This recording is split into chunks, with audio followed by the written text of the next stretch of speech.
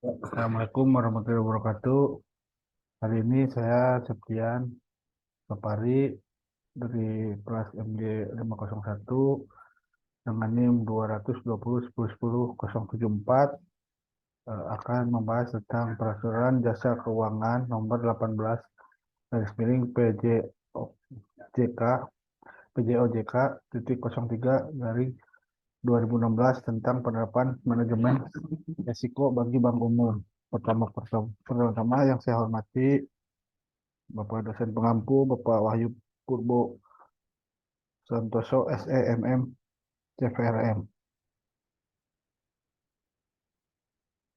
Penerapan manajemen risiko bagi bank. Penerapan manajemen risiko bagi bank bertujuan untuk mendukung usaha bank dalam mencapai pertumbuhan yang sehat dan berkelanjutan, sehingga dapat mengoptimalkan stakeholder value. Hal tersebut sejalan dengan peraturan Otoritas Jasa Keuangan nomor 18 garing POJK titik 03 garing 2016 tanggal 22 Maret 2016 tentang penerapan manajemen risiko bagi bank umum dan surat edaran Otoritas Jasa Keuangan nomor 34 garing POJK titik 03 garing 2016 tanggal 1 September 2016 tentang penerapan manajemen risiko bagi bank umum, di mana bank selalu berupaya memitigasi risiko dan memaksimalkan peluang tanpa mengabaikan prinsip-prinsip manajemen risiko yang tercantum dalam 4 pilar, antara lain: 1. Pengawasan aktif Dewan Komisaris dan Direksi. Dewan Komisaris dan Direksi bertanggung jawab atas efektivitas penerapan manajemen risiko di bank dan memberikan arahan yang jelas, melakukan pengawasan dan mitigasi secara aktif, serta mengembangkan budaya manajemen risiko di bank. Selain itu, direksi dan Dewan Komisaris memastikan struktur organisasi dan menerapkan tugas dan tanggung jawab pada masing-masing unit, dan untuk memastikan kecukupan kuantitas dan kualitas sumber daya manusia atau SDM untuk mendukung penerapan manajemen risiko secara efektif. Yang selanjutnya adalah kecukupan kebijakan atau prosedur dan penerapan limit. Ya, di mana penerapan manajemen risiko efektif yang harus didukung dengan kerangka manajemen risiko yang mencakup kebijakan dan prosedur manajemen risiko serta limit risiko yang ditetapkan secara jelas, sejalan dengan visi, misi, dan strategi bisnis bank. Kebijakan dan prosedur manajemen risiko bank disusun dengan memperhatikan antara lain jenis, kompleksitas kegiatan usaha, profil risiko, tingkat risiko yang akan diambil, keterkaitan antar risiko, serta peraturan yang ditetapkan otoritas dan atau praktek perbankan yang sehat. Untuk menerapkan toleransi risiko dan limit risiko dilakukan dengan memperhatikan tingkat risiko yang akan diambil dan strategi bank secara keseluruhan. Misalnya ketiga adalah kecukupan proses identifikasi, pengukuran, pemantauan, dan pengendalian risiko, serta sistem informasi manajemen risiko. Identifikasi, pengukuran, pemantauan, dan pengendalian risiko merupakan bagian utama dari proses penerapan manajemen risiko. Identifikasi risiko bersifat proaktif, mencangkup keseluruhan aktivitas bisnis bank, dan dilakukan dalam rangka menganalisa sumber dan kemungkinan timbul risiko serta dampaknya.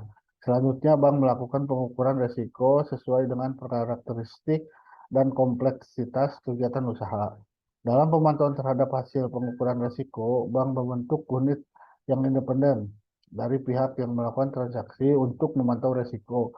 Selain itu, efektivitas penerapan manajemen risiko telah didukung oleh pengendalian risiko dengan mempertimbangkan hasil pengukuran dan pemantauan risiko.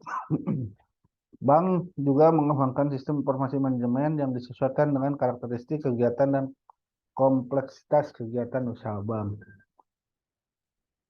Nah, selanjutnya nomor 4 adalah sistem pengendalian intern yang menyeluruh. Proses penerapan manajemen risiko yang efektif harus dilengkapi dengan sistem pengendalian intern yang andal.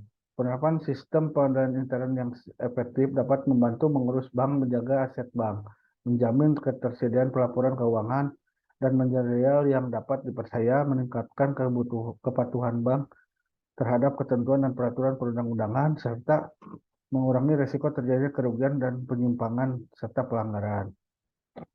Dan dengan adanya perkembangan globalisasi, teknologi informasi, dan inovasi produk khususnya pada industri keuangan, maka aktivitas lembaga jasa keuangan atau LJK telah menciptakan sistem keuangan yang sangat kompleks, dinamis, dan saling terkait antar masing-masing sektor jasa keuangan baik dalam produk dan kelembagaan maupun kepemilikan dan menyebabkan peningkatan eksposur risiko. Bank yang tidak melaksanakan ketentuan sebagaimana yang ditetapkan dalam pasal 2 ayat 1, pasal 3 ayat 4 ayat 2, pasal 5 ayat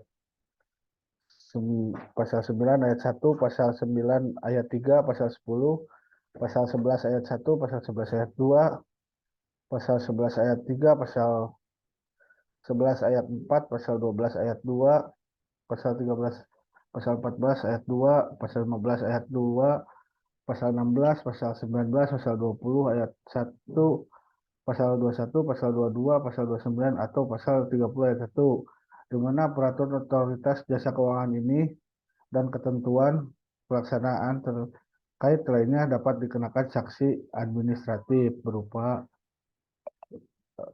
teguran tertulis, penurunan tingkat kesehatan bank, serta ada pembekuan kegiatan usaha tertentu.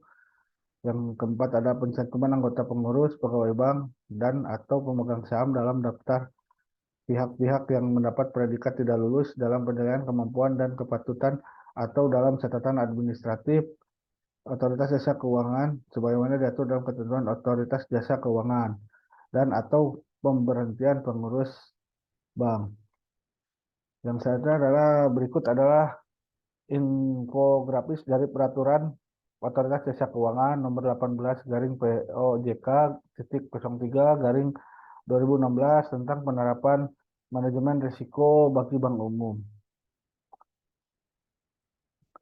Berikut adalah penerapan manajemen risiko bagi bank umum, di mana tujuannya itu mampu melaksanakan aktivitas secara terintegrasi dalam suatu sistem pengelolaan risiko yang akurat dan komprehensif.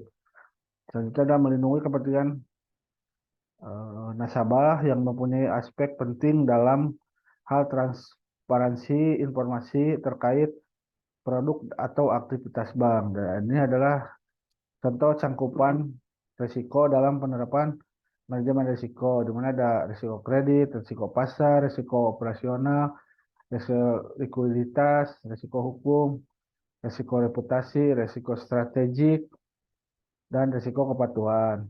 Penerapan manajemen risiko paling sedikit mencakup adalah pengawasan aktif direksi dan direksi komisaris, kecukupan kebijakan dan prosedur manajemen risiko, serta penerapan limit risiko. Yang selanjutnya adalah kecukupan proses identifikasi, pengukuran, pemantauan, dan pengendalian risiko, serta sistem informasi manajemen risiko. Dan selanjutnya adalah sistem pengendalian intern menyeluruh. Yang selanjutnya adalah kebijakan dan prosedur wajib bank terkait pengelolaan produk atau aktivitas baru paling sedikit mencangkup satu sistem prosedur serta kewenangan, identifikasi seluruh risiko, masalah uji coba, metode pengukuran dan pemantauan risiko, sistem informasi akuntansi, ada juga analisis aspek hukum, serta ada transportasi informasi kepada nasabah. Oke, di sini ada wewenang dan tanggung jawab direksi dan komisaris.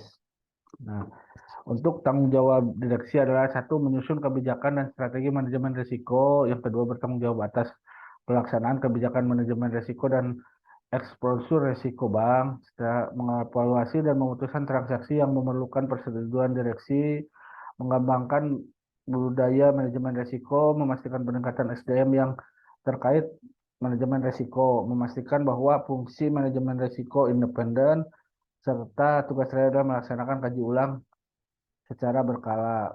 Sedangkan wewenang dan tanggung jawab komisaris itu ada satu, menyetujui dan mengevaluasi kebijakan manajemen risiko, mengevaluasi pertanggungjawaban direksi atas pelaksanaan kebijakan manajemen risiko, serta mengevaluasi dan memutuskan permohonan direksi berkaitan dengan transaksi yang memerlukan persetujuan Dewan Komisaris. Ini adalah contoh laporan penerapan manajemen risiko, di mana periode penyampaiannya laporan kepada OJK. Yang laporan profil manajemen risiko adalah triwulanan atau 3 bulan, posisi bulan Maret, Juni, September, dan Desember, paling lambat per tanggal 15 hari kerja setelah akhir bulan laporan. Masalahnya adalah laporan atau produk aktivitas baru. Nah, itu dilaporkan juga laporan rencananya paling lambat 60 hari sebelum penerbitan atau pelaksanaan produk atau aktivitas baru, serta laporan realisasi itu paling lambat 7 hari setelah produk atau aktivitas baru itu dilakukan. Serta laporan lainnya apabila terdapat kondisi yang mempengaruhi menimbulnya kerugian signifikan terhadap kondisi keuangan bank. Adapun sanksinya itu teguran tertulis, penurunan TKS, pembekuan kegiatan usaha tertentu, pencantuman dalam daftar tidak lulus fit and proper test, pemberhentian pengurus bank atau denda secara nominal rupiah maupun dolar. Nah, adapun tujuan OJK ini adalah pengaturan dalam otoritas jasa keuangan adalah agar bank ini mampu melaksanakan seluruh aktivitasnya secara terintegrasi dalam suatu sistem pengelolaan risiko yang akurat dan komprehensif.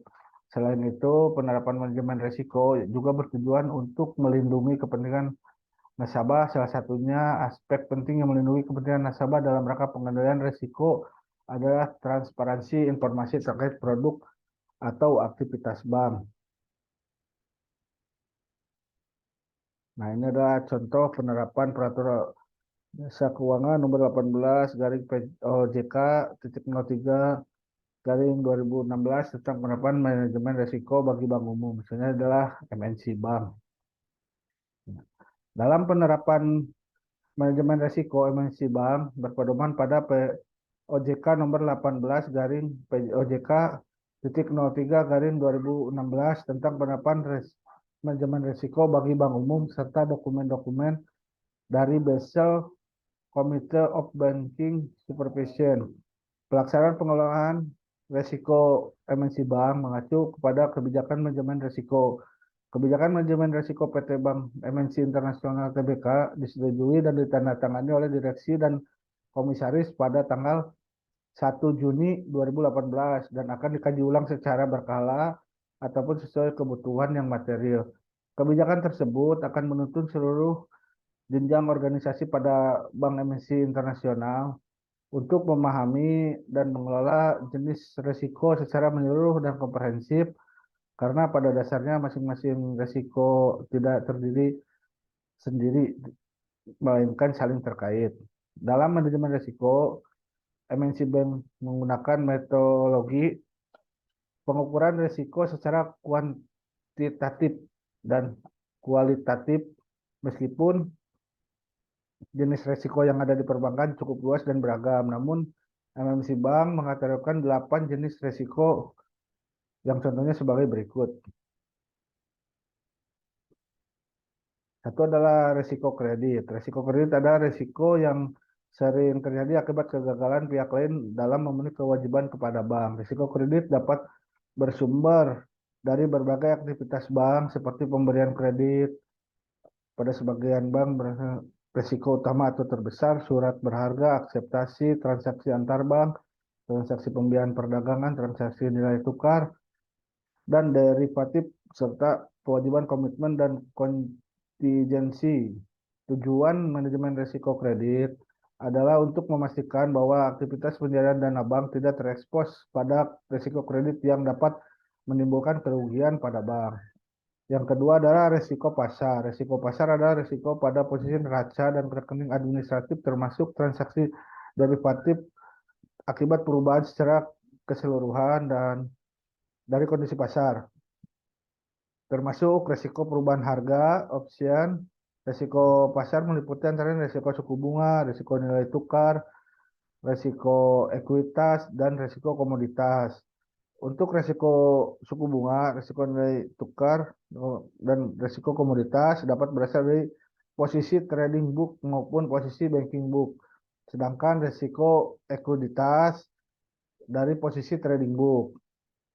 Tujuan utama manajemen risiko pasar adalah meminimalkan kemungkinan dampak negatif akibat perubahan kondisi pasar terhadap aset dan permodalan bank. Yang selanjutnya adalah resiko likuiditas. Resiko likuiditas adalah resiko akibat ketidakmampuan bank untuk memenuhi kewajiban yang jatuh tempo dari sumber pendanaan arus kas dan atau dari aset likuid berkualitas tinggi yang dapat dianggunkan tanpa mengganggu aktivitas dan kondisi keuangan bank. Tujuan utama dari manajemen risiko likuiditas adalah untuk menjaga kemampuan bank memenuhi kewajiban pendanaan dan untuk menjaga kemampuan bank untuk terus-menerus masuk dalam pasar untuk memastikan sumber pendanaannya.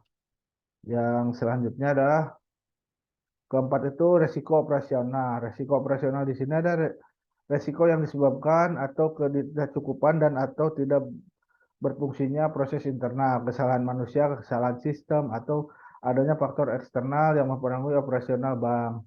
Risiko operasional dapat menimbulkan kerugian dalam bentuk keuangan secara langsung maupun tidak langsung, yaitu kerugian potensial atas hilangnya kesempatan memperoleh keuntungan. Tujuan utama dari manajemen risiko operasional adalah meminimalkan kemungkinan dampak negatif dari tidak berfungsinya proses internal, kesalahan manusia, kesalahan sistem, dan atau kegiatan-kegiatan eksternal. Yang selanjutnya adalah resiko hukum. Resiko hukum ini adalah resiko yang disebabkan oleh adanya kelemahan aspek yuridis, antara lain disebabkan adanya tuntutan hukum, ketidakadaan peraturan perundang-undangan yang mendukung aktivitas atau produk bank, dan kelemahan perikatan seperti tidak terpenuhinya syarat sah kontrak dan pengangkatan angkutan yang tidak sempurna. Tujuan utama manajemen risiko hukum adalah untuk memastikan bahwa proses manajemen risiko dapat meminimalkan kemungkinan dampak negatif dari kelemahan aspek yuridis, ketidakadaan dan atau perubahan peraturan perundang-undangan dan proses litigasi. Yang selanjutnya adalah risiko strategik. Nah, risiko strategik ini ada risiko yang antara lain disebabkan adanya penerapan dan pelaksanaan strategi bank dan pengambilan keputusan bisnis yang tidak tepat atau kurang responsifnya bank terhadap perubahan eksternal. Tujuan dari manajemen risiko strategik adalah untuk memastikan bahwa proses manajemen risiko dapat meminimalkan kemungkinan dampak negatif dan ketidaktepatan pengambilan keputusan strategik dan kegagalan dalam mengantisipasi perubahan lingkungan bisnis. Selanjutnya itu adalah resiko kepatuhan. Nah, di mana resiko kepatuhan adalah resiko yang terjadi akibat bank tidak mematuhi dan atau tidak melaksanakan peraturan perundang-undangan yang berlaku. Pada prakteknya, resiko kepatuhan melekat pada seluruh jenis resiko yang melekat pada kegiatan usaha bank, terutama pada resiko utama bank yaitu resiko kredit, resiko pasar, resiko likuiditas, dan resiko operasional. Tujuan utama manajemen risiko kepatuhan adalah untuk memastikan bahwa proses manajemen risiko dapat meminimalkan kerugian finansial yang disebabkan antara lain oleh denda atau penalti dan kerugian non finansial antara lain keterbatasan dalam pengembangan bisnis bank serta risiko hukum dan risiko reputasi tentunya. Dan yang terakhir ada itu kita bahas ada risiko reputasi. Di mana resiko reputasi ada risiko akibat menurunnya tingkat kepercayaan pemangku kepentingan atau stakeholder yang antara lain disebabkan oleh adanya publikasi negatif yang terkait dengan kegiatan usaha dan bank atau persepsi negatif terhadap bank. Tujuan utama manajemen risiko reputasinya adalah untuk mengantisipasi dan meminimalkan dampak kerugian finansial dan non finansial dari risiko reputasi bank. Reputasi sulit dan kuantitatif karena satu kesalahan dapat menghancurkan reputasi bank yang telah dibangun secara bertahun-tahun. Nah, berikut adalah pemaparan tentang penerapan peraturan Otoritas Jasa Keuangan nomor 18 garing PJOK titik 03 2016 tentang penerapan manajemen risiko terhadap bank umum. Atas kesempatannya saya terima kasih. Mohon maaf bila masih ada kekurangan. Assalamualaikum warahmatullahi wabarakatuh. Terima kasih.